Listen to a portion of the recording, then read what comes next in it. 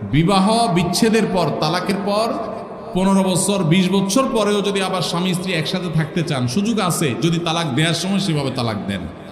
আমাদের দেশে সাধারণত তালাক দেওয়ার ক্ষেত্রে আমরা 1 তালাক 2 তালাক না, পারলে শত শত হাজার হাজার তালাক দেই। স্ত্রীকে একা না পারলে স্ত্রী 14 গোষ্ঠী সহ তালাক দেয়, আছে না নাই?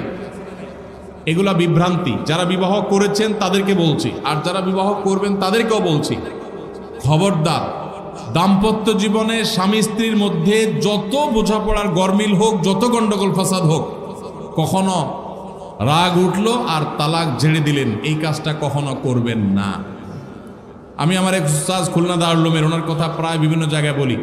হুজুরের কাছে তালাকের মাসআলা নিতে আসলে মাসআলার উত্তর দেওয়ার আগে ওনার গদির নিচে যে বেত থাকতো, ওই বেত দিয়ে আগে একদম পিটাই নিতেন।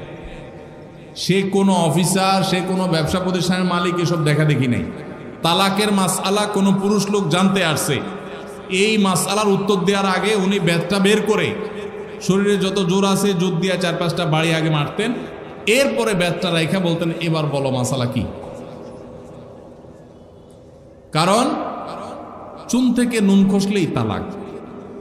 তালাক কি মায়ের হাতের মোয়া? মনে চাইলেও তালাক দিয়ে দিলেন। একটা সম্পর্ক থাকা না থাকার ব্যাপার। এখানে পুরুষরা যেরকম আছে, অনেক মেয়েরাও আছে, কিছু হলেই বাবার বাড়ি দৌড় দিবে, হইতে না হইতে বলে না তোমার সংসার আর করবো না, আবার বেহায়ের মতো সেই সংসার ঠিকই করে। আর এই ঠিক ঠিক বলা পুরুষদের মধ্যে বহু পুরুষ আছে যে চুন থেকে নুন খসলেই বলে না তোর সাথে সংসার করবে। এই ছোট লোকই সবাই করবেন? যুবক ভাইরা যারা আছেন, খবরদার, দাম্পত্য জীবনের প্রথম দিনগুলো, প্রথম বছরগুলো অনেক কষ্টে যায়।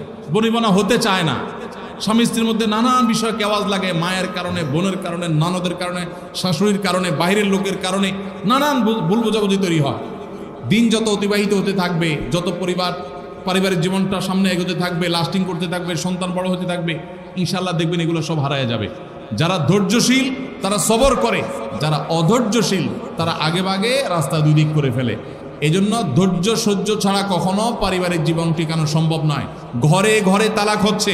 আমি তালাক নিয়ে একটা লিফলেট তৈরি করছি, ইনশাল্লাহ সেটা অচিরেই হাজার হাজার মানুষের কাছে আমরা পৌঁছায় দিব যে বিবাহের আগে তালাক সম্পর্কে সতর্ক হন।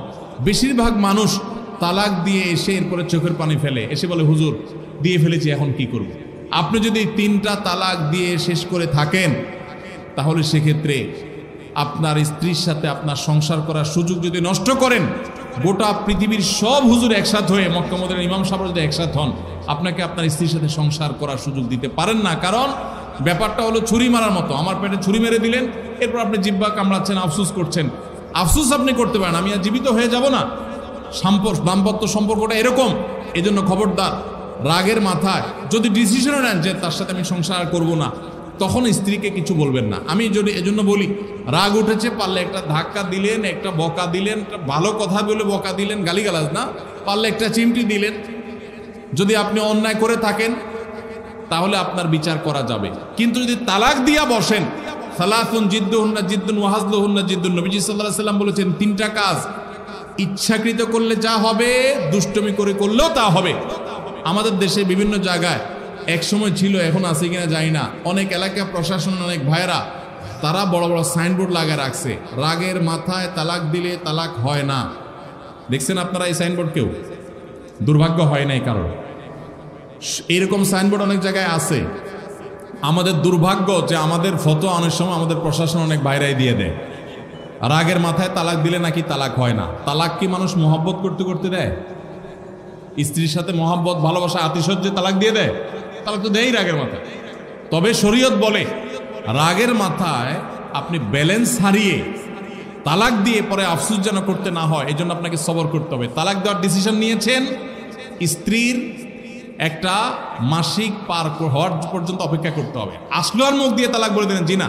তালাক দেওয়ার নিয়ম শুনেন, যেভাবে তালাক দিলে আবারও ফেরত নিতে পারবেন কখনো চাইলে, সেটা সুযোগ কখন হবে। আপনি সিদ্ধান্ত নিচ্ছেন না আর একসাথে আমরা থাকবো না, ওকে ফাইন, পরামর্শ করছেন বন্ধু বান্ধব, বিচক্ষণ মুরব্বী, আলেম ওলামা, লয়ার সবার সাথে, তাহলে এবার আপনাকে অপেক্ষা করতে হবে। সিদ্ধান্ত নিলেন আজকে আর কালকে তালাক দিবেন, জি না, অপেক্ষা করতে হবে একটা মাসিকের। মাসিক পার হবে, এরপরে পবিত্রতা আসবে, সেই পবিত্রতার পিরিয়ডে শারীরিক কোনো সম্পর্ক হওয়ার আগে আপনাকে তালাক দিতে হবে। এটা হলো তালাকুস সুন্নাহ। এভাবে শরীয়ত তালাক দেওয়ার নির্দেশ, যদি দিতে হয় এভাবে দিতে হবে। কেন শরীয়ত এতগুলো স্টেপ অবলম্বন করছে জানেন?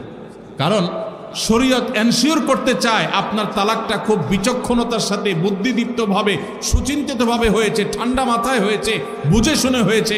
আপনি এটা অ্যাবনর্মাল হয়ে মেজাজ হারিয়ে আপনি মাথা গরম করে দিয়ে ফেলেননি। এটা নিশ্চিত করবার জন্য এতগুলো সময়, এতগুলো স্টেপ নিয়েছে যে একটা মাসিকের পিরিয়ড পার হওয়ার পরও স্বামী স্ত্রী একে অন্যের প্রতি যথেষ্ট আকৃষ্ট হওয়ার কারণ থাকা সত্ত্বেও সেই শারীরিক সম্পর্ক করার আগে আপনি তালাক দিচ্ছেন, মানে হলো যথেষ্ট যৌক্তিকতা আছে এবং আপনি খুব কনভিন্স হয়ে বুঝে শুনে তালাক দিচ্ছেন। এটা এনশিওর করার জন্য শরীয়ত এতগুলো বাঁধ দিয়েছে। এই বাঁধ পার হওয়ার পর আপনাকে তালাক দিতে হবে। আমাদের দেশে হাজারের ভিতরে 999 জন মানুষ তালাক দেওয়ার সময় মুখ দিয়ে আসলো আর পট করে তালাক দিয়ে দিল। এটা সুন্নাহ তালাক নয়। এই তালাকটা, এইভাবে তালাক দেওয়া, এটা একটা গুনাহের কাজ। এভাবে তালাক দিবেন না, তালাক দেওয়া যাবে না।